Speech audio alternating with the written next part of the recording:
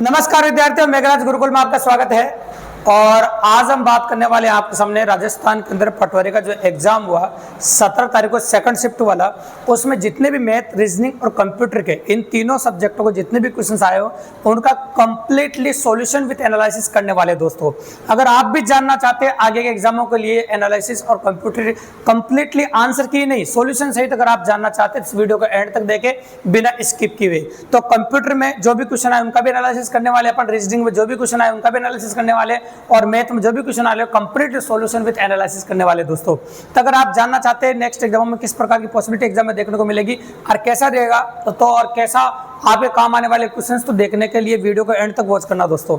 तो चलो शुरुआत करते हैं अपन इस स्टार्ट से। हम उन्हीं क्वेश्चन को ले रहे हैं सेकंड शिफ्ट में 17 तारीख को जो क्वेश्चन आए मैथ, रीजनिंग, ओनली कंप्यूटर, इन तीनों सब्जेक्ट के कंप्लीटली सॉल्यूशन बात करेंगे अपन।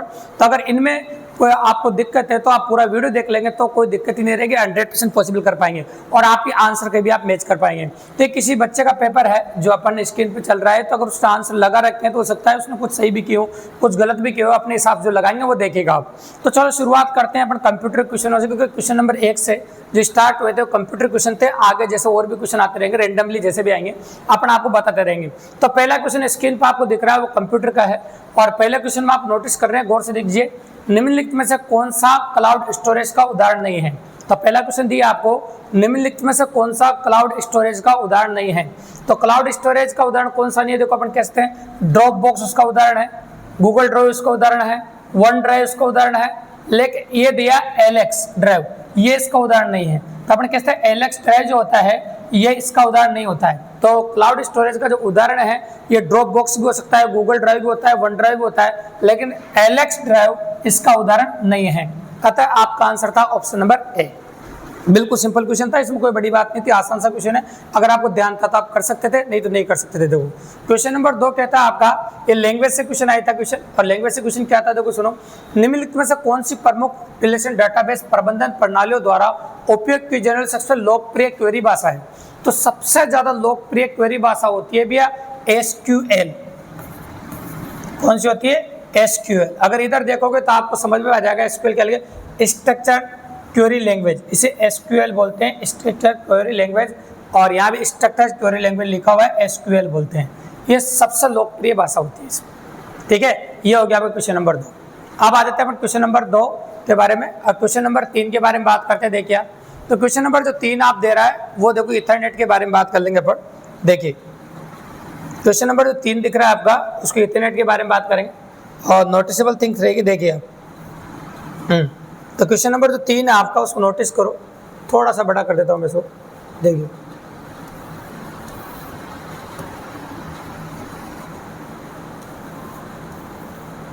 ये क्वेश्चन नंबर 3 है। देखिए थोड़ा सा बड़ा कर दे ताकि देखने में आसानी रहे, आसानी से देखो। तो क्वेश्चन नंबर 3 स्क्रीन पर जो दिख रहा है आपको, ईथरनेट कार्ड को इस नाम से भी जाना जाता है। तो ईथरनेट कार्ड को किस नाम से और जाना जाता है उसके बारे में पूछा था आपके सामने। तो ईथरनेट जो कार्ड है उसके नाम दे रखे हैं बोर्ड पर, नोटिस करना कौन कौन से नाम है। देखिए आप, तो एक तो नेटवर्क इंटरमिशन कार्ड बोला, इसको नहीं होता, न्यू इंटरफेस कार्ड बोला नहीं होता, और नेटवर्क इंटरफेस कार्ड होता है, ये एनआईसी के नाम से जाना था। नेटवर्क इंटरफेस कार्ड होता है, एनआईसी के नाम से जानते हैं इसे। नेटवर्क इंटरफेस कार्ड होता है, इसे एनआईसी के नाम से भी जाना जाता है। ईथरनेट जो कार्ड होता है उसे एनआईसी के नाम से जाना जाता है, जिसकी फुल फॉर्म जो होती है नेटवर्क इंटरफेस कार्ड होती है। नेटवर्क इंटरफेस कार्ड होती है। ये था आपका क्वेश्चन नंबर 4। क्वेश्चन नंबर 5 था आपका, डेटा ट्रांसफर दर क्या है। तो डेटा ट्रांसफर दर है 1 सेकंड में सोर्स द्वारा गंतव्य के बीच प्रसारित बिट्स की संख्या। तो बिट्स की जो प्रसारित संख्या है वो होती है डेटा ट्रांसफर दर, ठीक है। कितने बिट्स हम ट्रांसफर कर रहे हैं एक समय में, तो वो होता है डेटा ट्रांसफर दर आपके सामने, ठीक है। तो ये हो गया क्वेश्चन नंबर 4 आपका। अब क्वेश्चन नंबर 4 के बाद आगे बात करेंगे अपन नेक्स्ट क्वेश्चन के बारे में। तो क्वेश्चन नंबर 5 देखिए, क्वेश्चन नंबर 5, 6 और 7 स्क्रीन पर नोटिस कर रहे हैं आप। तो क्वेश्चन नंबर 5 देखिए, 5 नंबर में क्या कह रहा है देखिए आप, कंप्यूटर शब्दावली में जीयू का पूर्ण रूप क्या है। तो देखो जब ऑपरेटिंग सिस्टम पढ़ाते हैं अपन तो उसमें जीयू की फुल फॉर्म बताते भी है। तो जीयू की फुल फॉर्म होती है graphical user interface, graphical user interface. तो जहां भी ग्राफिकल यूजर इंटरफेस लिखा है वह आपका आंसर है। तो नोटिस कर सकते ग्राफिकल यूजर इंटरफेस इसकी फुल फॉर्म होती है। तो कंप्यूटर शब्दावली में जीयूआई आता है ऑपरेटिंग सिस्टम में। ये GUI पे आधारित होता है ऑपरेटिंग सिस्टम, तो इसे ग्राफिकल यूजर इंटरफेस बोलते हैं, वहां से फुल फॉर्म ली गई है ऑपरेटिंग सिस्टम से। तो बिल्कुल सिंपल सी बात है। अब आ जाते हैं अपन क्वेश्चन नंबर 6 पे। निम्नलिखित में से कौन सा एक ऑपरेटिंग सिस्टम नहीं है? कौन ऑपरेटिंग सिस्टम नहीं है? तो मैक OS ऑपरेटिंग सिस्टम है, माइक्रोसॉफ्ट विंडोज ऑपरेटिंग सिस्टम है, लाइनक्स जो है ऑपरेटिंग सिस्टम है, लेकिन MS वर्ड जो है वो ऑपरेटिंग सिस्टम नहीं है। तो आप जानते हैं MS वर्ड की अगर हम बात करें आपके सामने, तो MS वर्ड ऑपरेटिंग सिस्टम नहीं है, ये एक एप्लीकेशन सॉफ्टवेयर है, ये एक एप्लीकेशन सॉफ्टवेयर है, ये कोई ऑपरेटिंग सिस्टम नहीं है, इसलिए आप कहते हैं MS वर्ड आपका आंसर हो जाएगा। अब आ जाओ क्वेश्चन नंबर 7 पे। तो क्वेश्चन नंबर 7 में आप कहते हैं निम्नलिखित में से कौन सी शॉर्टकट कुंजियां MS ऑफिस में हाइपरलिंक को सम्मिलित करती है? तो हाइपरलिंक के लिए कौन सी शॉर्टकट की होती है? तो Ctrl+K होती है। भी हाइपरलिंक के लिए जो शॉर्टकट की होती है वो Ctrl+K होती है, अपन कह सकते हैं आपके सामने। तो हाइपर के लिए ये शॉर्टकट की हो जाएगी आपकी Ctrl+K, बिल्कुल सिंपल सी बात है। कीजिए, कोई बड़ी बात नहीं, ज़्यादा हैवी क्वेश्चन नहीं थे, आसान थे, अगर आपने देखा है तो काफ़ी इजीली आप कर सकते थे। निम्न कौन सा स्प्रेडशीट MS एक्सेल का गणितीय फंक्शन नहीं है? तो काउंट भी उसमें देखने को मिलता है, टुडे देखने को मिलता है, राउंड भी देखने को मिलता है, लेकिन सम इफ उसमें देखने को नहीं मिलता है, इसलिए आप अलग से सम इफ लगा सकते हैं। ठीक है, कोई दिक्कत की बात नहीं। तो आंसर हो जाएगा आपका सम इफ। सम इफ के बाद अगला क्वेश्चन जब आप पढ़ेंगे, अगले क्वेश्चन में लिख रहा है, नोटिस कीजिए कि MS ऑफिस में व्याकरण और वर्तनी की जांच के लिए निम्नलिखित में से किस कुंजी का उपयोग किया जाता है? तो व्याकरण और वर्तनी की जांच के लिए हम जो उपयोग करते हैं वो होता है F7 भैया। F7 की का यूज किया जाता है व्याकरण और वर्तनी के लिए। F7 की का उपयोग किया जाता है व्याकरण और इसके लिए। ठीक है, तो F7 की का हम प्रयोग कर सकते हैं। ये हो गया क्वेश्चन नंबर 9 आपका।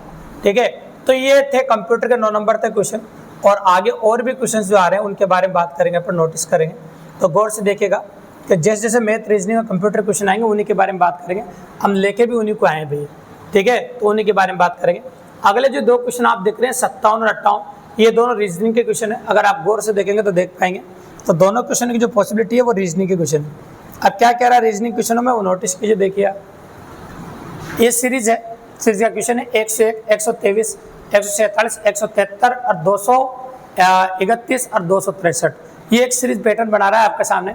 तो आप नोटिस करना, पहले 101 दे रखा है, फिर दे रखा है 123 आपको, फिर दे रखा है आपको 147 दे रखा है, फिर दे रखा है आपको 173, यहाँ ब्लैंक स्थान दे रखा है, ये 231 दे रखा है आपको, ये 263 दे रखा है। अगर आप नोटिस करो तो यहाँ पहले देखो, अगर जोड़ने के हिसाब से बात करो तो यहाँ 22 जुड़ रहा है, पहले तो ये 22 जुड़ रहा है, आपने 22 जोड़ दिया। और यहाँ भी जोड़ने के हिसाब से बात करो तो यहाँ 24 जुड़ रहा है, फिर यहाँ 26 जुड़ रहा है। अगर आप देखो तो यहाँ 28 जुड़ेगा भी, तो 28 जोड़ दीजिए, आपका आंसर आ जाएगा। जैसे आप 28 जोड़ोगे तो आंसर हो जाएगा आपका यहाँ पर 201। यहाँ पर जो संख्या आपको प्राप्त हो रही है वो 201 होगा। अब यहाँ 30 जुड़ जाएगा और यहाँ 32 जुड़ जाएगा, तो आपका आंसर पॉसिबल है। तो आंसर हो जाएगा भैया 201 आपका, बिल्कुल सिंपल। तो इसमें कोई बड़ी बात नहीं थी। 22 जुड़ा था, 24 जुड़ा, 26 जुड़ा था, 28 जुड़ा था, आगे 30 जुड़ रहा है, फिर 32 जुड़ रहा है, ऐसे चलती जा रही सीरीज। अब आ जाओ क्वेश्चन नंबर 58 पे।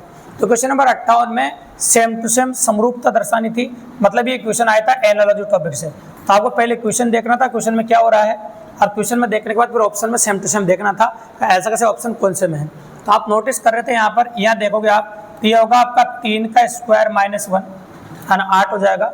और यहाँ पर जो दे रखा है इसी संख्या 8 का स्क्वायर माइनस 1 था, है ना। इसी प्रकार से आप देखो ऐसा कौन सा विकल्प जिस पीछे से स्क्वायर माइनस 1 हो रहा है। तो देखो यहाँ तो स्क्वायर माइनस 1 है, पहले ऑप्शन में देखो आप, 4 का स्क्वायर माइनस 1 है, बिल्कुल 15 आता है। फिर 15 का स्क्वायर माइनस 1 है, बिल्कुल सही बात है, ये 224 आता है। मतलब पहला ऑप्शन ही सही है, तो आगे आपको चेक करने की जरूरत नहीं है। तो पहले में इस प्रकार से आपको दे रखा है। तो क्वेश्चन नंबर 58 का आंसर हो जाएगा ऑप्शन नंबर ए, और इसका हो जाएगा ऑप्शन नंबर सी। ये दोनों क्वेश्चन रीजनिंग से थे, ये सीरीज टॉपिक से था, ये एनालॉजी टॉपिक से दिए थे। दोनों क्वेश्चन में कोई बड़ी बात नहीं, काफ़ी आसान है। अगर मेरी क्लास से आपने ईमानदारी से देखी तो इनमें कोई बड़ी बात नहीं, काफ़ी अप्रोच कर सकते हैं। कई क्वेश्चन ऐसे भी जिनमें संख्या भी चेंज नहीं हुई है, डायरेक्टली क्वेश्चन पॉसिबल किए गए हैं, ऐसे कैसे आए हैं, तो आप आसानी से देख सकते हैं, कोई बड़ी बात नहीं। तो पेपर का लेवल बिल्कुल लूज था, पेपर का लेवल ज़्यादा नहीं है, बिल्कुल आसान पेपर था। तो पेपर का में कोई दमबाजी नहीं थी देखो ज़्यादा, तो अपन एक कह सकते हैं आपके सामने। ठीक है, तो ये रीजनिंग के क्वेश्चन थे। आगे और भी पैटर्न पे क्वेश्चन है, कैसे भी उनके बारे में बात करेंगे मैथ रीजनिंग के। देखिए तो अगला क्वेश्चन आ रहा है आपका, 2 क्वेश्चन कंटिन्यू आ रहे हैं, 77 और 78। ये दोनों क्वेश्चन ब्लड रिलेशन के थे भैया। दोनों क्वेश्चन जो स्क्रीन पर आप नोटिस कर रहे हैं, ये दोनों ब्लड रिलेशन के क्वेश्चन है।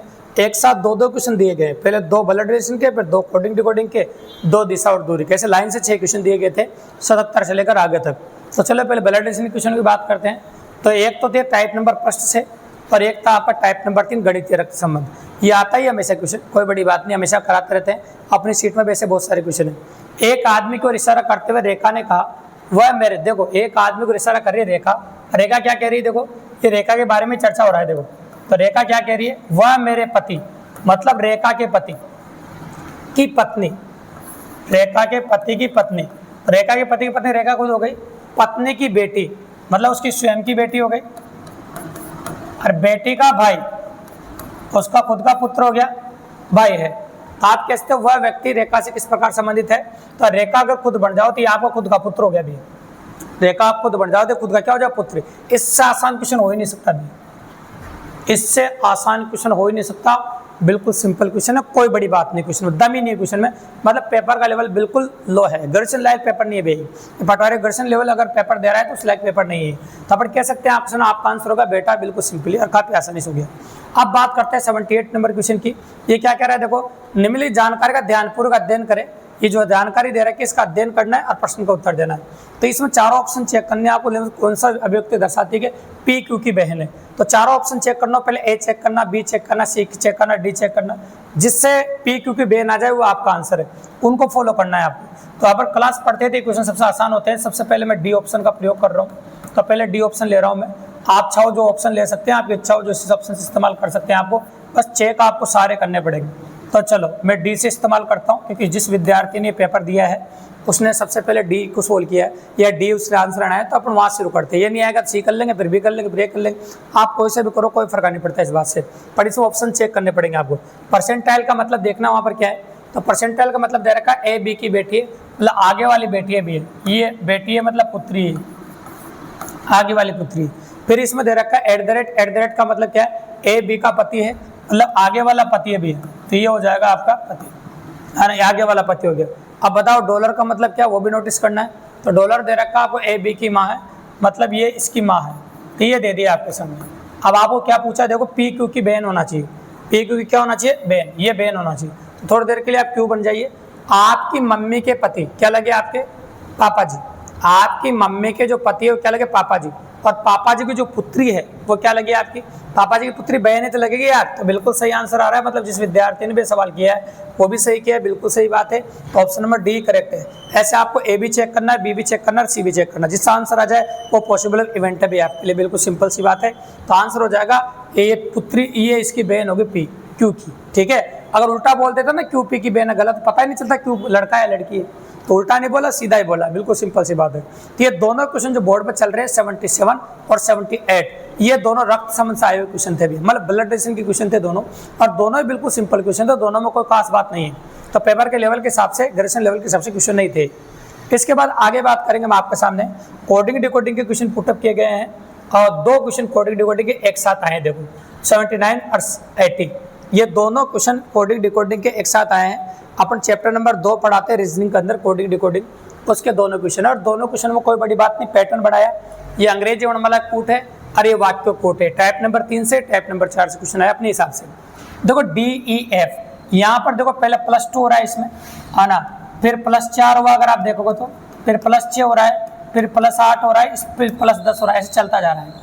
तो आपको यहाँ से चेक करते जाना है। जैसे सबसे पहले इसमें +2 करोगे आप जे में, तो जे में जैसे +2 करोगे आप, जे के पहले क्या आएगा आपका L, फिर इसमें +4 करोगे, इसमें +2 कर दिया, +4 करना पड़ेगा।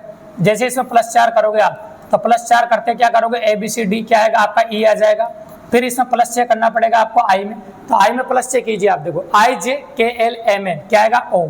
अब देखो 2-3 अक्षर चेक करने के बाद ऑप्शन भी चेक कर लिया करो, ज्यादा आपको चेक करने की जरूरत नहीं पड़ेगी। जैसे मैंने तीसरा अक्षर चेक किया, +6 किया, मैं ऑप्शन देख लेता हूँ, तो ऑप्शन देखूंगा तो LEO, अगर LEO को देखने जाओ तो एक ही ऑप्शन दिख रहा है, ऑप्शन नंबर बी, जिसमें LEOXED आंसर आ रहा है, तो बिल्कुल सही कैसे LEOXED, D is correct answer, आपको बिल्कुल सिंपल है। तो मैंने आपसे कई बार कहा है कि आपके आधे से ज्यादा मदद तो ऑप्शन कर देते हैं भैया, तो आधे से ज्यादा तो चेक ही नहीं करना पड़ता, आपको चेक करने की जरूरत ही नहीं पड़ती, आप काफी आसानी से कर सकते हैं।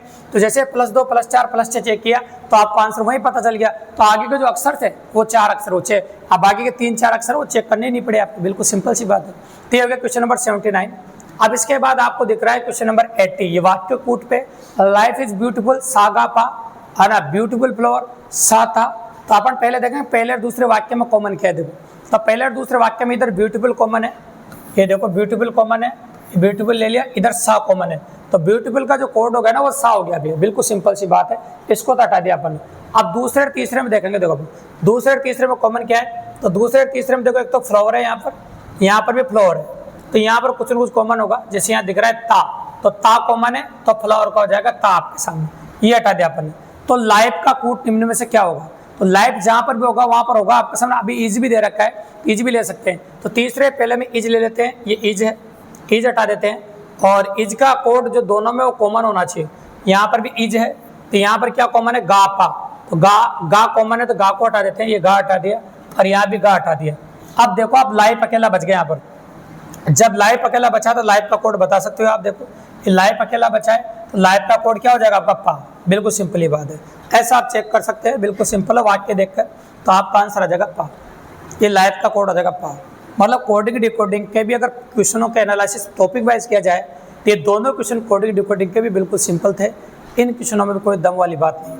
देखो टाइम तो लगना है पेपर सॉल्यूशन में, एंड तक देखे, कारण क्या है, कपड़ा और की तरह जितने भी लोग बता रहे आंसर की डायरेक्ट आंसर लगा रहे आगे बढ़ रहे, आंसर लगा रहे आगे बढ़ रहे, वैसे नहीं कर रहे, हम आगे के पेपरों की तरह कंप्लीटली सॉल्यूशन बता रहे भी है, टाइम तो लगेगा सही है ना, जब कंप्लीट सॉल्यूशन देखो टाइम लगेगा, ताकि आगे के जब एग्जाम आप दो तो आपको पता चले कैसे क्वेश्चन आ रहे और कंप्लीट सॉल्यूशन का पता चले वास्तव में आंसर आया कैसे, है ना। डायरेक्ट आंसर की नहीं बता रहे हैं आपको, डायरेक्ट आंसर की बताए तो और की तरह हम भी काफी जल्दी जल्दी कर सकते हैं, और 6:15 बजे पेपर छूट रहा तो डायरेक्ट उस टाइम पे अपन हाथों हाथ डाल देते हैं आंसर की, ऐसा कुछ भी नहीं है, हम कंप्लीट सॉल्यूशन करके दिखा रहे हैं, थोड़ा सा लेट भले, लेकिन आप देखोगे तो आपको आगे एग्जाम में बहुत मदद मिलने वाली है, ठीक है।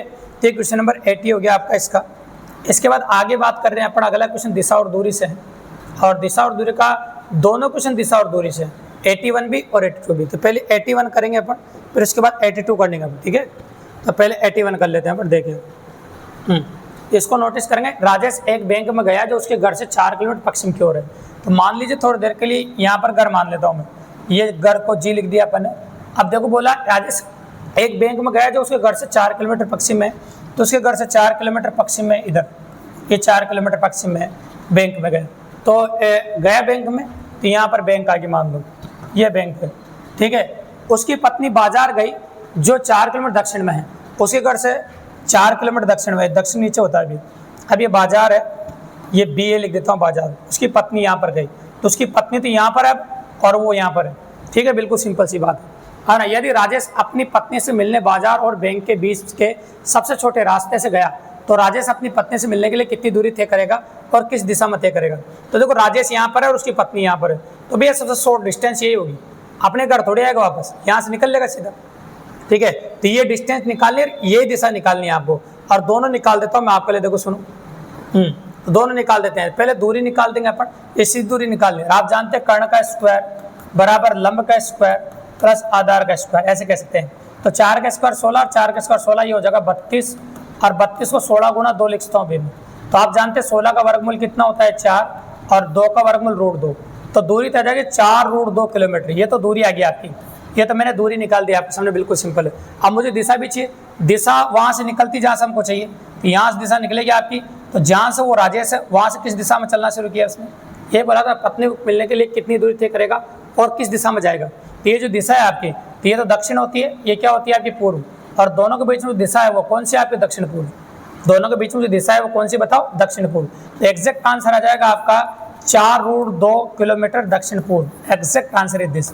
और ये दे रखा है आपको पहले ऑप्शन में, दक्षिण पूर्व 4√2 किलोमीटर दक्षिण पूर्व, बिल्कुल सिंपल, और काफी आसानी से अपन कर देगा क्वेश्चन आपको। तो ये था दिशा और दूरी का पहला क्वेश्चन, और आप जानते हैं दिशा और दूरी से 2 क्वेश्चन देखने को मिले थे, और कंप्लीटली सॉल्यूशन बात कर रहे हैं अपन। दूसरा क्वेश्चन देखो 82 जो क्वेश्चन दिख रहा है वो दूसरा क्वेश्चन है दिशा और दूरी का। ये भी अच्छा क्वेश्चन है और आसान क्वेश्चन भी कह सकते हो आप।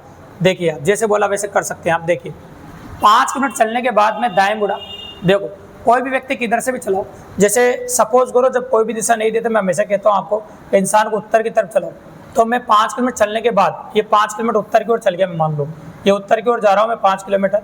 अब 5 किलोमीटर उत्तर की ओर चलने के बाद दाएं मुड़ा, और दाएं मुड़ के 2 किलोमीटर चल गया भी, दिशा नहीं दे रहा कि मैंने उत्तर की ओर चला दिया, बाद में देख लेंगे गलत होगी तो फिर बाद में देख लेंगे, है ना। 2 किलोमीटर दाएं मुड़ा और 2 किलोमीटर की दूरी थी की, फिर बाएं मुड़ा और 6 किलोमीटर दूरी थी, बाएं ऊपर मुड़ेगा भी, बाएं मुड़ा और 6 किलोमीटर की दूरी थी की। अंत में उत्तर की ओर चल रहा था, अंत में किधर चला था, उत्तर की ओर। तो अंत में भैया वास्तव में उत्तर की ओर चल रहा है, तो किस दिशा में यात्रा शुरू करी थी? अरे ये अभी उत्तर में चल रहा है तो यात्रा भी उत्तर दिशा में शुरू करी थी।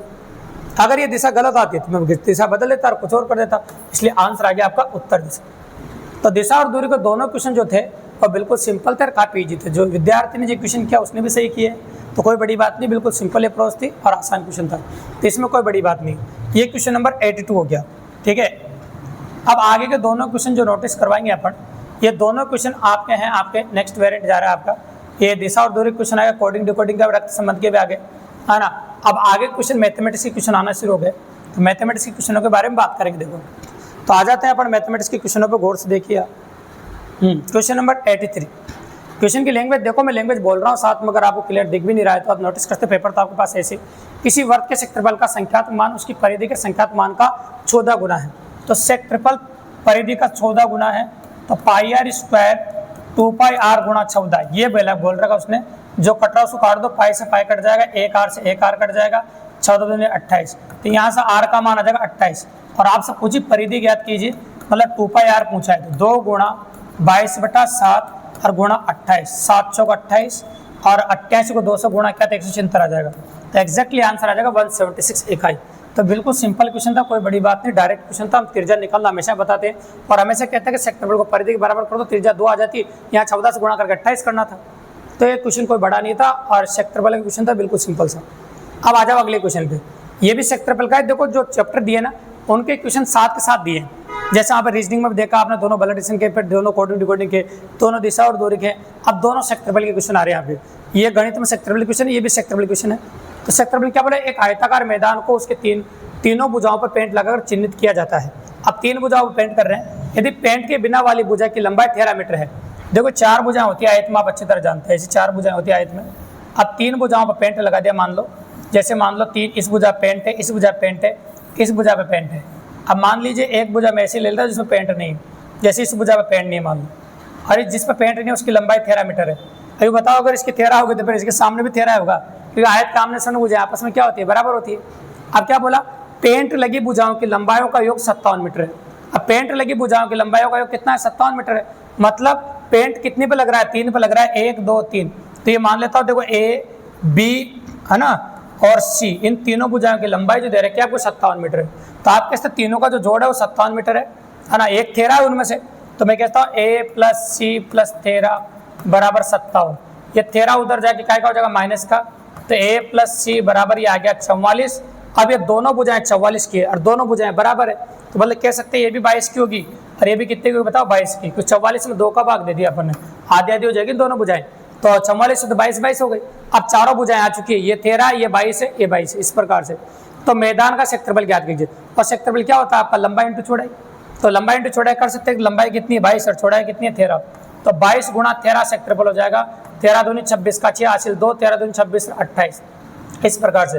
तो 286 वर्ग मीटर आपका आंसर हो जाएगा। तो एग्जैक्ट आंसर 286 वर्ग मीटर, बिल्कुल सिंपल। तो ये क्वेश्चन में भी कोई दम नहीं था, ना कोई बड़ा क्वेश्चन था, बिल्कुल सिंपल क्वेश्चन है, बस लैंग्वेज पे ध्यान दिया गया था।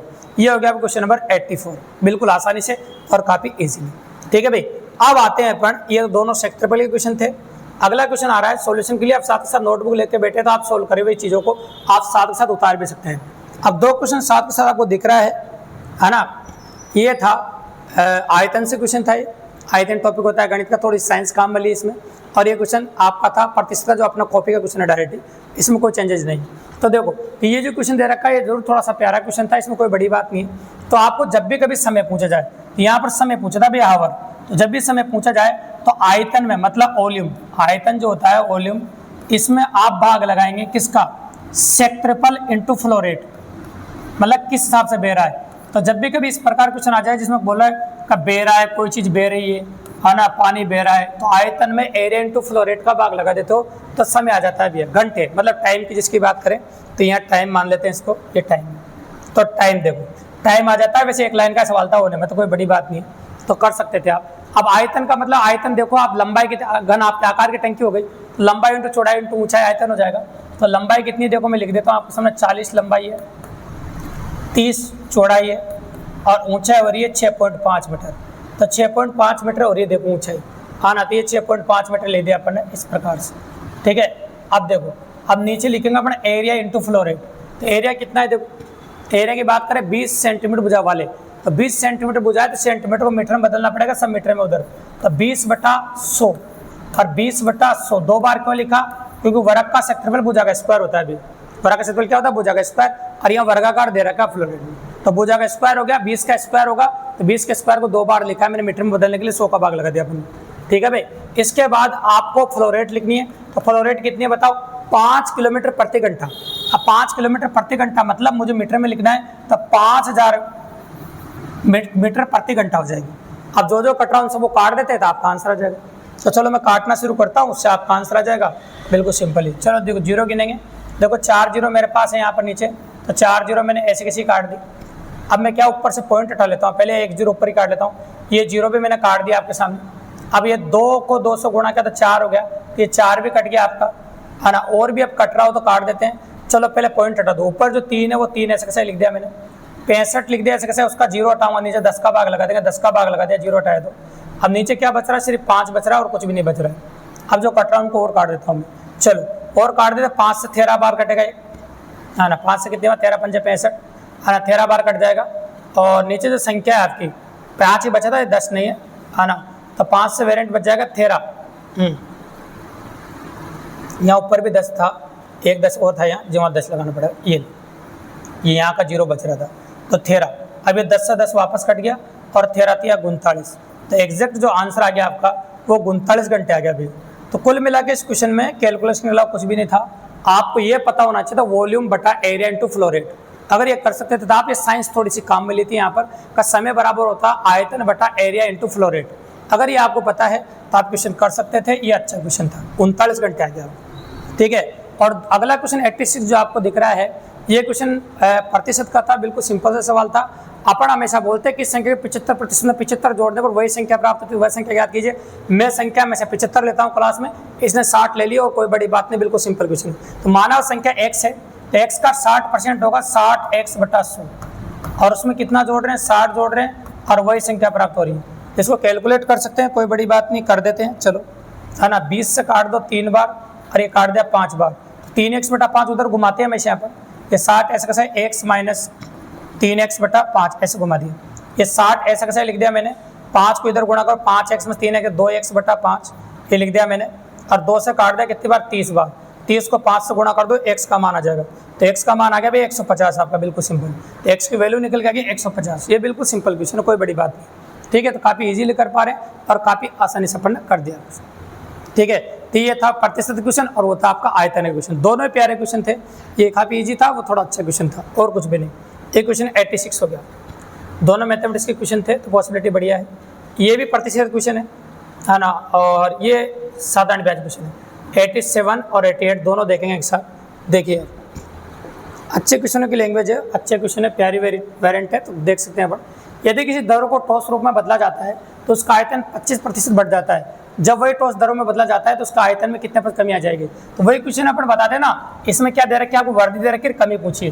तो प्रतिशत कमी निकालने के लिए क्या करते हैं अपन, आप अच्छी तरह जानते हैं, वर्दी बटा वर्दी हो तो 100 में जोड़ को लिखते हैं, और गुणा कितना लिखते हैं अपन, 100। तो 25 से कितनी बार कटेगा आपका बताइए, 5 बार, और 5 से कितनी बार कटेगा वो 20 बार।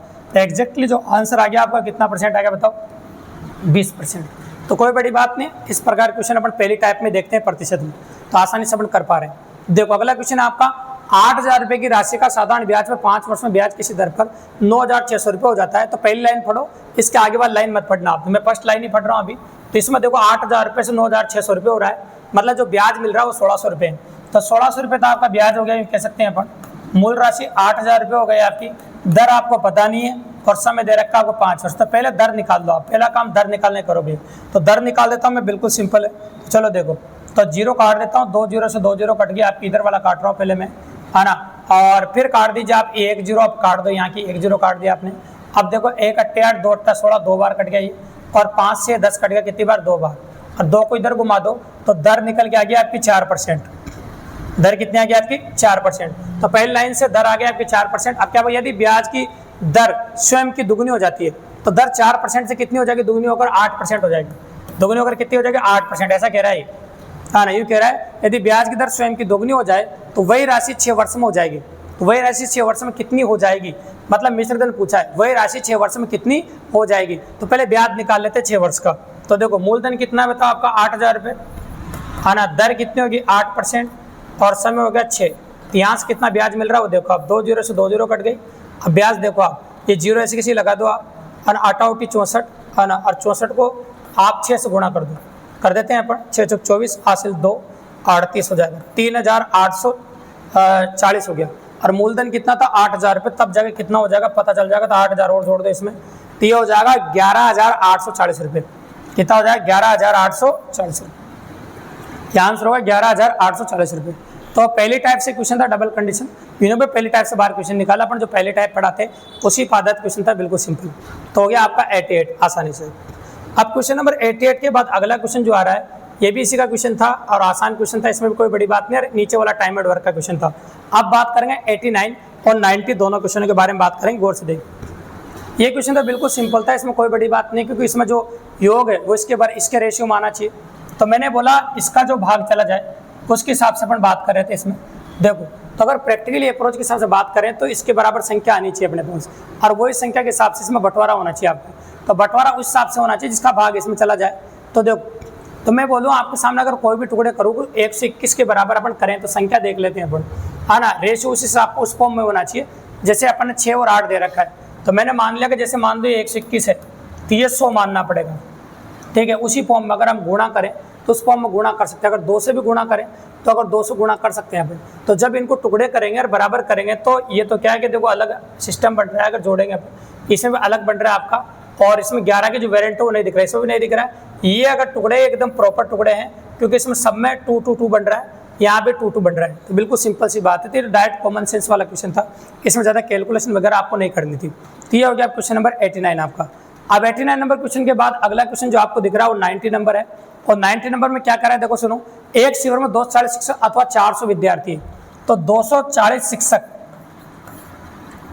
शिक्षक को मैं एस से लिख देता हूँ बराबर 400 विद्यार्थी, ये ऐसा था। तो चलो कलर बदल देते हैं। देखो ये 0 से 0 कट गया और 6 से काट दो आप, 6 से काट दो या 4 से काट दो, 4 से काट दो या फिर 8 से काट दो। 3 अट्टे 24, 8 पंजे 40। तब 3 शिक्षक बराबर 5 विद्यार्थी, 3 शिक्षक बराबर 5 विद्यार्थी। अब 300 छात्रों ने तो भोजन कर लिया, तो कितने छात्रों को भोजन बच रहा है अभी 100 छात्रों का। टोटल 100 विद्यार्थी थे, 300 विद्यार्थी तो भोजन कर ही चुके, तो कितने विद्यार्थियों को बचा है 100 विद्यार्थियों का। तो अगर आप 20 से दोनों साइड गुणा कर देते हैं, तो मैंने 20 से इधर भी गुणा कर दिया, तो आप कहते हैं 60 शिक्षक जितना भोजन कर सकते हैं उतने 100 विद्यार्थी कर सकते हैं। तो 100 विद्यार्थियों को जो भोजन बच रहा है वो 60 शिक्षक कर लेंगे भी। 100 विद्यार्थियों को जो भोजन बच रहा है वो कौन कर लेंगे 60 से। ऐसा क्वेश्चन अपन क्लास में कराया टाइम एंड वर्क में, बिल्कुल सिंपल क्वेश्चन है। स्त्री पुरुष बच्चों को आदत प्रश्नों में डायरेक्ट कराया है। तो ये सबसे इजी क्वेश्चन था वहाँ पर। तो क्वेश्चन नंबर 90 हो गया और इसमें अपन ने बताया आपके सामने टाइम एंड वर्क के बारे में। तो टाइम एंड वर्क की पॉसिबिलिटी आप देख रहे हैं, ठीक है भाई। अब आगे जो क्वेश्चन आप नोटिस कर रहे हैं बहुत प्यारा क्वेश्चन है, ये भी आपका लाभ आने क्वेश्चन है और ये तो डायरेक्ट क्वेश्चन है, इसमें कोई बड़ी बात नहीं है। ये भी समय और कार्य पर डायरेक्ट क्वेश्चन की पॉसिबिलिटी है, देख सकते हैं आप दोनों क्वेश्चनों को। सुरेश ने कुछ नए धनराशि एक अलमारी खरीदी और उसे क्रय मूल्य पर 10% की 10% इसकी मरम्मत पर खर्च कर दिया। तो देखो खरीदी और उसने 1150 रुपये के लाभ पर अलमारी को बेच दिया और 25% लाभ कमाया। तो आप जानते देखो लाभ, तो लाभ तो लिख दिया मैंने 25। लाभ बराबर क्या होता है, ऊपर क्या होता है बता आपको, लाभ प्रतिशत तो 25 हो गया। और लाभ प्रतिशत बराबर क्या होता है आपका लाभ बटा क्रय मूल्य इंटू 100, पहले टाइप का क्वेश्चन। तो लाभ बटा क्रय, लाभ बराबर क्या होता है विक्रय मूल्य माइनस क्रय मूल्य। तो विक्रय मूल्य कितना है आपका, विक्रय मूल्य आपका 1100। अब मुझे वहाँ से क्रय मूल्य निकालना है। तो देखो, तो मान लीजिए अगर हम क्रय मूल्य की बात करें तो क्रय मूल्य तो जो नॉर्मल क्रय मूल्य था उसको x मान लेते, 10% इसकी मरम्मत में लगा दिए और उसको क्रय मूल्य का। तो ये कह सकते हैं कि x तो था ही सही और 10% इसकी मरम्मत में लगाए, तो x गुणा 10/100 इतना और मरम्मत में लगाया तो x/10 हो गया। तो 10 का 10x 11x/10 हो गया, तो 11x/10 हो गया, ठीक है। तो 11x/10 कर सकते हैं अपन, 11x/10 और बटा कितना होगा, ये होगा 11x/10 और गुणा कितना आपका 100। यहाँ से x का मान निकाल देंगे और x का मान निकालने के बाद मरम्मत में कितना लगा वो निकाल देंगे, क्योंकि मरम्मत में इतना लगा था, ठीक है। तो चलो कैलकुलेशन करनी थी, अब कैलकुलेशन तो करना ही पड़ेगा, तो पेपर क्वेश्चन है। तो ये 10 से 10 नीचे वाला तो कट ही जाएगा और सामने 25 चौक 100 ये भी कट जाएगा, ठीक है। अब क्या बचा अपने पास, एक काम करो 11x को तो उधर घुमा दो, तो 11x बराबर आना 1100 माइनस 11x, ये बचा है और कुछ बचा ही नहीं। और ये 4 बचा है, जिस 4 से गुणा कर देते हैं अपन इसको अंदर, या पहले ही गुणा करके लिख देते हैं ताकि अपना काम आसान हो जाए थोड़ा सा। तो 4 बचा है, इसे इसको अंदर गुणा कर देता हूँ मैं, देखो 4 बार कटा है तो गुणा कर देते हैं, तो ये हो जाएगा 4400 माइनस 11 चौक 44x, उधर जगह प्लस का हो जाएगा 55x हो जाएगा बराबर 4400। अब यहाँ से x का मान निकाल सकते हैं आप, तो देखो x का मान निकाल देता हूँ मैं आपके सामने, 4400 बटा 55, ठीक है। अब 11 से काटना चाहो तो 11 से काट दो, 11 चौक 44, 11 पंजे 55, 5 से काटो 80 बार, तो x का मान 80 आ गया, और x का मान 80 आने के बाद यहाँ रख दो ताकि आपका खर्चा आ जाए। तो 11 गुणा 80 बटा 10, ये 0 से 0 कट गया, तो आपकी जो पॉसिबिलिटी बनेगी वो 88 के आसपास बनेगी आपकी।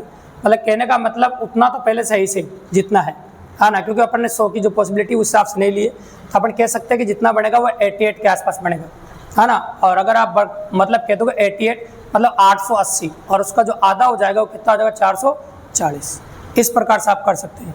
तो ये क्वेश्चन था, देखो थोड़ी सी कैलकुलेशन थी इसमें और कोई नहीं थी, बिल्कुल सिंपल क्वेश्चन है, कर सकते हो आप। अब ये जो क्वेश्चन 92 दे रखा आपको, इससे भी ज़्यादा आसान है, इससे ज़्यादा आसान है, देखते हैं अपन कैसे। ये देखो, मशीन की एक गिरनी जिसमें 8 दांतें 18 दांत वाले एक बड़ी गिरनी के साथ जोड़ा गया है, तो यूँ कह सकते हैं 8 दांतें बराबर 18, तो ये काटो, तो देखो ये छोटी गिरनी वाला है, ये बड़ी गिरनी वाला है ना, तो ये 8C बराबर ये 18 भी कह सकते हो, ठीक है। अब 2 से काटो तो 4C बराबर हो जाएगा 9B, मतलब छोटा 4C 9 के बड़े के बराबर होगा। अब ये बोला है कि यदि छोटी गिरनी 27 चक्कर लगाती है, तो 27 चक्कर लगवा रहे हैं छोटी गिरनी से। देखो ये क्या बोला, जब छोटी गिरनी ने 27 चक्कर लगाए तो बड़ी गिरनी द्वारा लगाए चक्करों की संख्या होगी, तो बड़ी गिरनी कितने चक्कर लगाएगी। तो अपन क्या करेंगे भैया, 3 से दोनों साइड गुणा कर देंगे, 3 से इधर गुणा कर दो और 3 से इधर गुणा कर दो, ठीक है। तो ये 27 लगाएगी तो ये 12 चक्कर लगा देगी, 27 लगाए कितने चक्कर लगा देगा बताओ 12, तो आपका आंसर कितना जाएगा। ये भी समय और कार्य जैसा क्वेश्चन था, बिल्कुल सिंपल, इसमें कोई बड़ी बात नहीं थी, ये भी आसान क्वेश्चन था। तो ये था क्वेश्चन नंबर आपका 92। अब 92 के बाद जो अगला क्वेश्चन आप देख रहे हैं, ये डायरेक्ट क्वेश्चन था टाइप नंबर 4 पे, जिसमें बोलते हैं ना अपन A रुपये में B वस्तु खरीद कर C रुपये में D वस्तु बेची जाए, ठीक है। तो 200 रुपये के 12 पेन खरीदे, ये 160 रुपये के 8 पेन की दर से बेच दिया। लाभ या हानि प्रतिशत ज्ञात करना हमेशा करते हैं अपन, इधर गुणा करते हैं, देखो फिर इधर गुणा करते हैं, इसको गुणा करेंगे अपन 0 12 छंग 72 हासिल 7 था 1920 माइनस 1600 बटा पीछे वाला का भाग लगता है, आप अच्छी तरह जानते हुए लिखता हूँ जो गुणा 100, 2 0 से 2 0 काट दो, 16 से घटाओगे तो कितना आ जाएगा बताओ आपका 320, और 320 में 16 का भाग लगा दो, 16 दूनी 32, मतलब इस सौदे में प्लस में आंसर आ रहा है, मतलब 20% का लाभ हो जाएगा। प्लस में आंसर आ रहा है मतलब कहाँ का लाभ हो जाएगा 20% का। अगर माइनस में आंसर आता तो हानि हो जाती है, और यहाँ प्लस में आंसर आ रहा है इसलिए लाभ हो गया। तो ये क्वेश्चन भी लाभ आने चाहिए था भाई, 93 नंबर भी, तो इसमें क्वेश्चन में कोई बड़ी बात नहीं है। देखते जाते हैं जैसे क्वेश्चन आते जा रहे हैं, थोड़ा सा स्पीड को थोड़ा फास्ट कर देते हैं, कोई बड़ी बात नहीं है। देखो आपने देखे हैं क्वेश्चन उतने बन रहे हैं आपके सामने, ठीक है। तो ये जो क्वेश्चन था आपका, इसको नोटिस कर सकते हो। तो इसमें क्रम बता देते हैं, इनपुट आउटपुट क्वेश्चन था, इसमें एक साथ 3 क्वेश्चन पूछे थे, और इसको जो समझने का तरीका मैं पहले समझा देता हूँ आपको। यहाँ पर आपको तरीका समझना पड़ेगा, उसके बाद तीनों क्वेश्चनों का जवाब आप दे पाएंगे। देखो तरीका कैसे, इसमें हिस्ट्री 30 मैथ्स ये दे रखा है आपको। इसमें जब पहला चरण लिया है तो देखो संख्याओं को बढ़ते हुए क्रम में लिखा है, जैसे सबसे पहले 10 लाएगा, 10 के बाद जो अगली संख्या आएगी 30 लाएगा, हाँ 20 है तो 20 लाएगा, 20 लाएगा, फिर 30 लाएगा, फिर 40 लाएगा, फिर 50 लाएगा। संख्याओं को तो इस क्रम में ला रहा है भी, और संख्याओं को लाने के साथ साथ पीछे से इनमें जो नाम दे रखे हैं वो लाएगा। जैसे केमिस्ट्री है तो केमिस्ट्री को जस्ट पीछे ले जाएगा पहले चरण में, मतलब एक संख्या को आगे लाना है और एक नाम को पीछे ले जाना है। ये काम इसमें फ्लो दे रखा है आपको, और इसको फॉलो करोगे तीनों क्वेश्चन का जवाब आप 100% दे पाएंगे। केमिस्ट्री लाओगे फिर इकोनॉमिक्स लाओगे, ऐसे चलता रहेगा इसमें, ठीक है, कोई दिक्कत नहीं।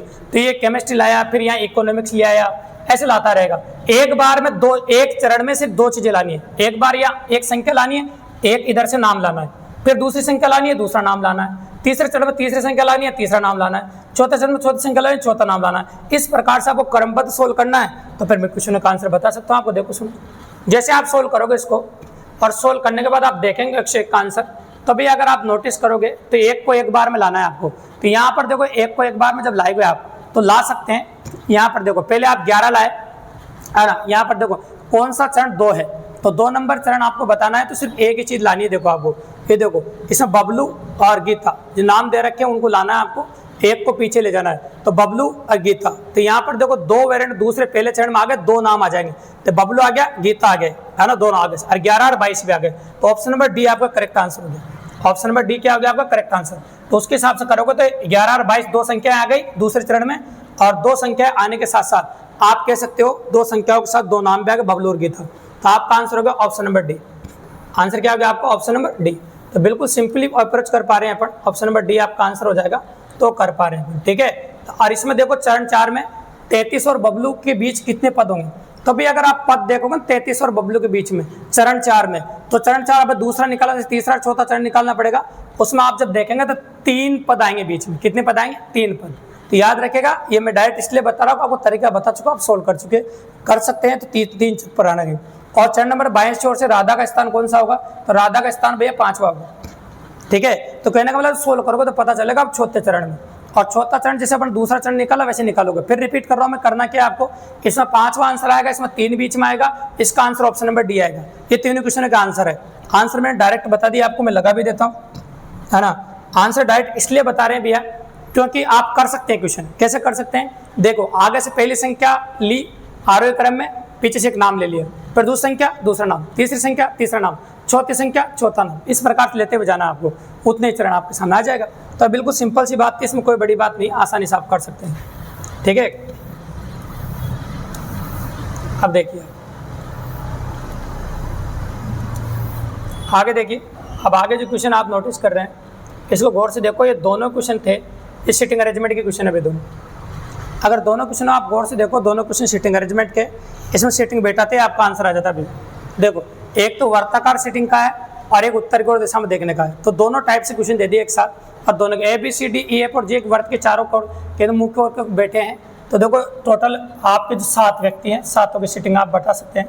ये 7 व्यक्ति है, सबने किधर मुँह कर रखा है, सबने अंदर की तरफ मुँह कर रखा है। तो आप कहते हैं ये बायां हो जाएगा, ये आपका दायां हो जाएगा, इधर आपका दायां हो जाएगा, ऐसे कह सकते हैं। अब जैसे बोल रहे हैं उन लोगों को बिठा सकते हैं, पर कोई बड़ी बात नहीं। देखो लैंग्वेज पढ़ो। BC के दाएं और दूसरे स्थान पर बैठा है, शुरू कर दो। BC के दाएं और दूसरे स्थान पर बैठा है, तो BC के दाएं और दूसरे स्थान पर बैठ गया। आगे देखो BC के दाएं और दूसरे स्थान पर बैठा है। C देखो D के दाएं और तीसरे स्थान पर बैठा है, C D के दाएं और तीसरे स्थान पर बैठा है, तो D के दाएं और तीसरे स्थान पर ले लो, C D के दाएं और तीसरे स्थान पर बैठा है। बिल्कुल। F G के दाएं और तीसरे स्थान पर बैठा है, G B के बगल में पड़ोसी नहीं है। देखो क्या बोला आपके सामने, G B के बगल में पड़ोसी नहीं है, ऐसा बोला। G B के बगल में पड़ोसी नहीं है। अब G B के बगल में पड़ोसी नहीं है, तो फिर देखो पड़ोसी नहीं है तो G ना तो यहाँ बैठ सकता नहीं यहाँ बैठ सकता, दोनों जगह G को नहीं बैठा सकते। आगे बोला वो देखो, हाँ A E के बाएं और तीसरे स्थान पर है, A E के बाएं और तीसरे स्थान पर बैठा है, तो F दाएं और दूसरे स्थान पर कौन बैठा है। तो देखो पहले वो लाइन इस्तेमाल करेंगे, आगे वाली CD वाली ले चुके हैं। F G के दाएं और, हाँ F G के दाएं और तीसरे स्थान पर बैठा है, तो F G के दाएं और तीसरे स्थान पर बैठा है। तो देखो अगर मान लो सपोज करो मैं यहाँ तो G ले नहीं सकता, अब G लेने की जगह कितनी बची है हमारे पास, 2 ही बची है। तो F क्योंकि 2 जगह 3 जगह की तो बैठा है पहले सर, 2 जगह की मना कर दिया, तो F G के दाएं और तीसरे स्थान पर बैठा है। F जो बैठा ना G के दाएं और तीसरे स्थान पर बैठा है। अगर मान लीजिए सपोज करो मैं G को यहाँ ले लेता हूँ, तो 1 2 3 F इसके सर पर बैठ जाएगा भी, है ना। तो आपको G को कहाँ लेना पड़ेगा, यहाँ पर, यहाँ G ले लेता है, F G के दाएं और तीसरे स्थान पर बैठा था, 1, है ना। देखो 1 यहाँ पर 2 और ये 3 हो जाएगा, ठीक है।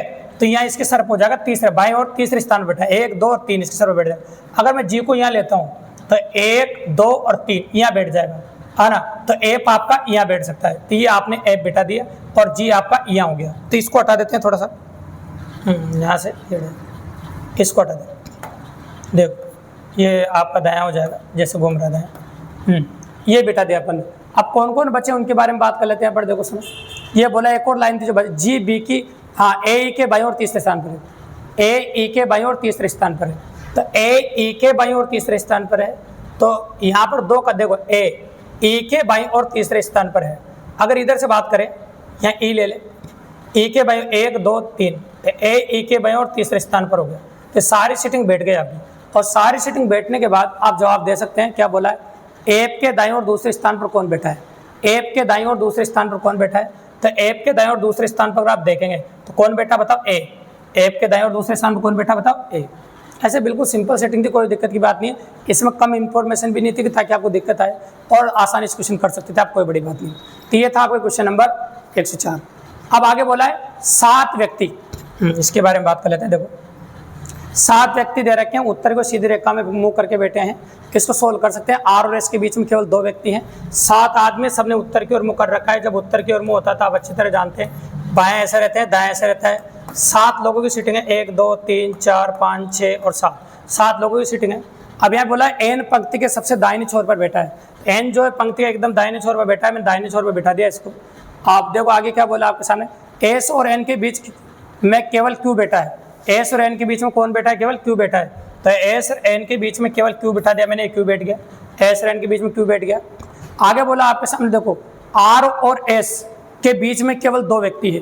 तो आर और एस के बीच में केवल 2 व्यक्ति ले लिए मैंने, बिल्कुल सिंपल सी बात है। 2 खाली स्थान छोड़ दिए बीच में।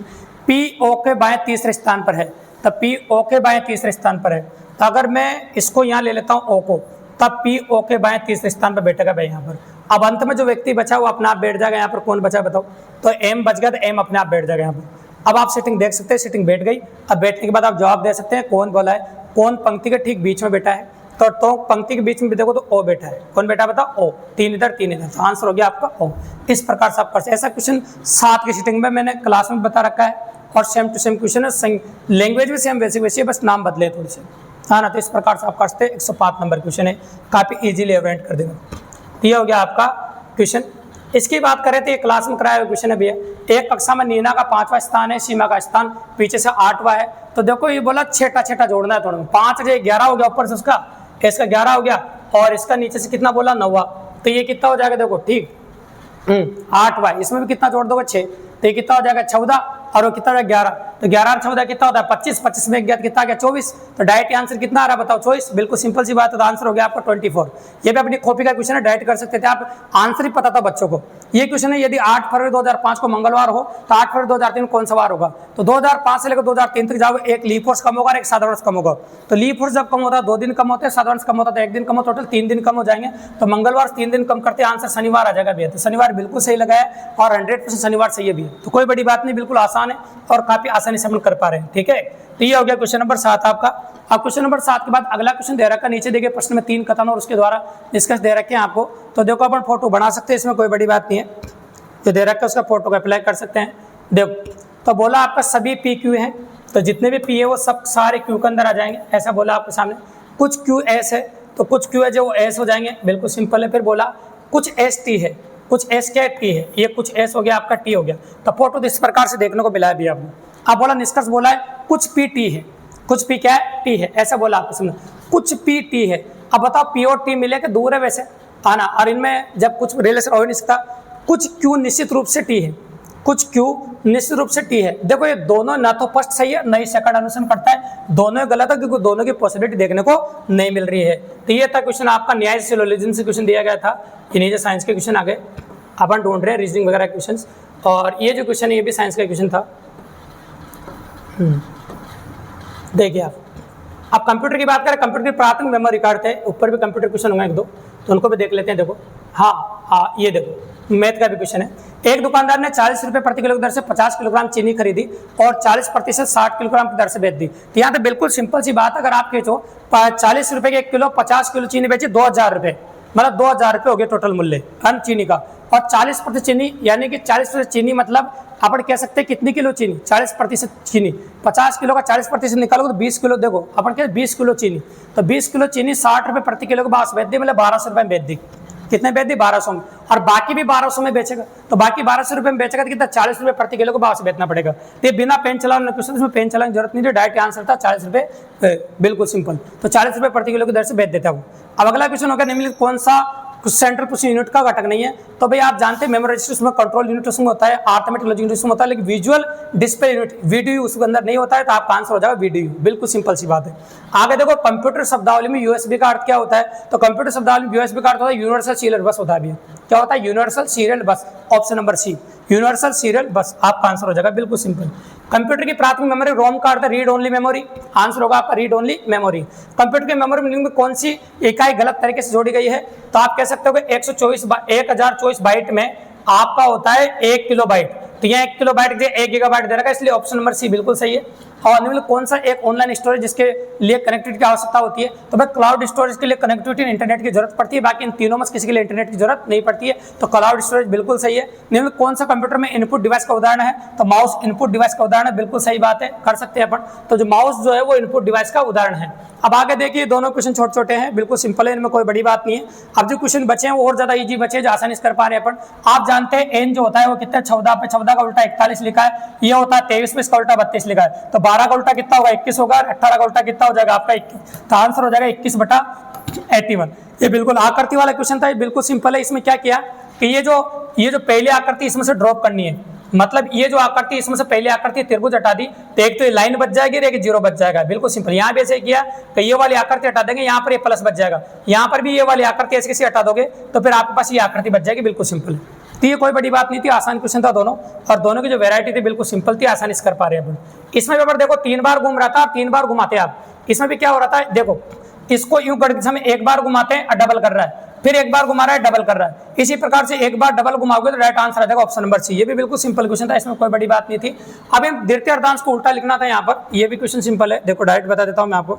देखिए तो सिंपल ही क्वेश्चन पूछे गए, इनमें कोई बड़े अपवर्ड मूवमेंट नहीं था, नहीं कोई बड़ी बात थी। देखिए यदि अंग्रेजी में दूसरे आधे अर्धांश को, देखो ऐसे एम तक तो कोई परिवर्तन नहीं किया है, दूसरा अर्धांश परिवर्तित किया है जेड से एन वाला, तो इस प्रकार से लिखा है। अब मैं बोला उल्टे क्रम लिख दिया जाए तो दाएं छोर से 5वें अक्षर के बाईं और 7वां अक्षर कौन सा होगा, तो दाएं से 5वां और 7वां टोटल जोड़ो तो कितना हो जाएगा 12, तो 12 इधर से 12 बताना था, तो आंसर कितना हो जाता आपका वाई, तो एक्जैक्टली जो आंसर था आपका क्या हो जाएगा बताओ वाई। और आगे देखो उपयुक्त संख्या को श्रृंखला का चयन कीजिए जो अर्थपूर्ण शब्द बनाती है, तो अर्थपूर्ण शब्द बनाने के लिए यहाँ से रखते जाइए, जैसे पहला ऑप्शन चेक कर रहे हैं अपन, मैंने 6 नंबर लिखा, 2 नंबर 7 नंबर, आप ये लिखा इस प्रकार से, तो ये सारे अक्षर उधर से उठाए, तो एक शब्द बन रहा है अपना मोडेस्टी। कौन शब्द बन रहा है मोडेस्टी, और मोडेस्टी एक अर्थपूर्ण शब्द है, इसलिए ऑप्शन नंबर ए आपका बिल्कुल सही हो जाएगा। इसके बाद बोला वंडरफुल शब्द के पहले दूसरे और तीसरे वर्ण को केवल एक बार प्रयोग करके कितने अर्थपूर्ण शब्द बनाए जा सकते हैं, तो वंडरफुल के पहले दूसरे से देखो पहला यूज करते हैं वोन तो बन ही रहा है, तो डब्ल्यू आगे लेते हैं ओन बन रहा है, ओ को आगे लेते हैं ओवन बन रहा है, और एन को आगे लेते हैं नाव बन रहा है, मतलब 3 तो आसानी से बन रहे हैं, बिल्कुल सिंपल सी बात है, मतलब 3 बन रहे हैं। तो जिस भी बच्चे ने लगाया गलत है, इसमें 3 बन रहे थे भैया, कितने बन रहे थे 3, तो 3 कौन कौन से, वोन बन रहा था, ओवन बन रहा था, नाव बन रहा था, तो 3 इसमें करेक्टली पॉसिबल बन रहे थे, बिल्कुल आसानी से आपके सामने बढ़ गया, तो 132 का आंसर हो गया आपके सामने। ठीक है, अब इसके बाद आगे बात करें रीजनिंग के, और सिंपल क्वेश्चन है, इनसे आसान क्वेश्चन हो ही नहीं सकते भाई, काफी आसान दिए, वैसे इनमें वैरायटी काफी अच्छी बनती है, लेकिन यहाँ पर भी वैरायटी अच्छी नहीं बनाई है, मतलब क्वेश्चनों को आसान रखने की कोशिश करिए, ठीक है, ताकि बच्चों को दिक्कत नहीं आए। बिल्कुल गुणा कर रखा था सिंपली, ये 9 पंजे 45 और 7 चौक 28, ये 45 था, ये 28 था, 45 में 28 के तहत 17 आ रहा था, ये 12 छंग 72 था, गुणा करने के बाद 9 पंजे 45 था, अगर ये जैसे घट रहा था, ये संख्या दे रखी थी, तो ये आंसर आ रहा था 27। इसी प्रकार 8 को 7 56 था, और 6 चौक 24 था, जैसे घटाते आपका आंसर है 2, और ये संख्या घटाओ 5 में 3 2 जाके था 3, तो एक्जैक्टली आंसर 32 आपका आ जाता है इसका। मतलब ऊपर वाली संख्या गुणा करना था, नीचे वाले को भी गुणा करना था, फिर ऊपर वाले में से नीचे वाले घटा देना था, ये बिल्कुल सिंपल क्वेश्चन था। हमेशा कहते थे हम बड़ी संख्या को अप्रोच करो भी है, आपको बड़ी संख्या को लाना है, मतलब इन तीनों संख्याओं में कुछ भी करके बड़ी लानी है, इन तीनों संख्याओं में कुछ भी करके बड़ा लाना है, और इन तीनों संख्याओं में कुछ भी करके बड़ा लाना है। तो यहाँ पर क्या हो रहा है देखो, सुनना आपको सामने, बिल्कुल सिंपल सी बात है। तो यहाँ पर जो हो रहा है, ये संख्या रिड्यूस हो रही है इसमें से, मतलब माइनस हो रही है, मतलब 29 में से 5 घट रहा है आपका सामने, बिल्कुल सिंपल सी बात है। तो 29 में से 5 घटेगा तो कितना आ जाएगा, देखो अपन संख्या घटा रहे थे कितना 24, ये 24 चौक छिन्न हो जाएगा, तो आपका पहला जो आंसर हो रहा है 24 चौक छिन्न हो जाएगा। फिर यहाँ पर भी ये रिड्यूस हो रहा है, यहाँ पर ये संख्या घट रही है, तो इसको घटा दे कितना 26, तो 26 को अगर 5 से गुणा कर रहे थे 130 आ रहा है। इसी प्रकार से यहाँ पर भी कोई संख्या अपन ऐसी ले लें जिसको इससे गुणा कर दें, और फिर क्या कर दें, ये देखो ये जो संख्या आपकी रिड्यूस हो रही है, ये संख्या घटनी चाहिए उसमें से, फिर इससे गुणा हो रहा हो, तो ऐसा कोई भी ऑप्शन अपन ले सकते हैं। जैसे 27 ले लिया अपन ने, और 27 ले लो, 27 में 4 घटा दो कितना 23, और 23 को 6 से गुणा करना चाहिए, वैसा बढ़ना चाहिए। तो यहाँ पर देखो मैंने जैसे 32 ले लिया, पहला ऑप्शन ले लिया, 32 में 4 घटा कितना 28, अब 28 को भी 6 से गुणा करना पड़ेगा, तो अब 6 8 48, ये तो 8 आ गया, नहीं आना चाहिए। अभी लो 31 में 4 घटा कितना 27, 27 को अगर आप 6 से गुणा करोगे, है ना, 27 को किससे गुणा करना है 6 से, 6 7 42 हासिल 4, 6 दूनी 12 और 162, बिल्कुल सही आ रहा है, इसका मतलब 31 आपका आंसर है। तो ये बिल्कुल सिंपली कर पा रहे हैं, काफी आसानी से अपन ने कर दिया है। तो अब आ जाओ आगे वाला क्वेश्चन, ये भी बिल्कुल सिंपल है। ये क्वेश्चन जो आपको दिए गए इनमें कोई बड़ी बात नहीं, आसानी से कर सकते हैं। देखिए थोड़े बहुत 3-4 क्वेश्चन और बचे हैं, ज़्यादा नहीं है, तो आप नोटिस कर सकते हैं, बिल्कुल सिंपल है। देखिए दिए गए विकल्प लुप्त संख्या पर ही है, अगर आप देखेंगे यहाँ पर नोटिस करना, तो अगर यहाँ पर अपन गौर से देखेंगे तो यहाँ पर संख्याओं का हेरफेर दे रखा है। देखो ये 2 का स्क्वायर है, ये 3 का स्क्वायर है, और 2 और 3 कहाँ से है? 7 का भाग 14 में दिया था, 2 आ गया भी है, तो 2 का स्क्वायर ये 4 हो गया। इसी प्रकार से अगर आप 5 का भाग दोगे 15 में 3 आ गया, तो ये 3 का स्क्वायर हो गया। इसी प्रकार इसका भाग दोगे तो ये 4 आ गया, और 4 का स्क्वायर आप देखने को मिल रहा है 16 आपको, तो आंसर हो गया आपका 16। रेखा के हिंदी के प्राप्तांकों के 1/3, उसके विज्ञान के प्राप्तांकों के आधे से 20 अधिक है। तो मान लीजिए रेखा के हिंदी के देखो टोटल अंक कितने थे? 100 थे आपके। तो मान लीजिए वो x मान लीजिए पहले, और x मानने के बाद अगर संख्या की बात करें अपन, इसका 1/3 है और इसका 100 माइनस x का a ले ले बराबर 20 के बराबर। इस प्रकार से अपन कर सकते हैं, या फिर x और y मान सकते हैं। x y के रूप में वो समीकरण हो जाएगी, ये भी x y के रूप में एक समीकरण हो जाएगी। तो 2 समीकरण x y के रूप में हो जाएगी, तो आप मान निकाल सकते हैं। ये सरलीकरण का बिल्कुल सिंपल क्वेश्चन था, इसमें कोई बड़ी बात नहीं थी। देखिए नोटिस कीजिए आप, तो अगर यहाँ बात करोगे आप आंसर निकाल सकते हैं, कोई बड़ी बात नहीं।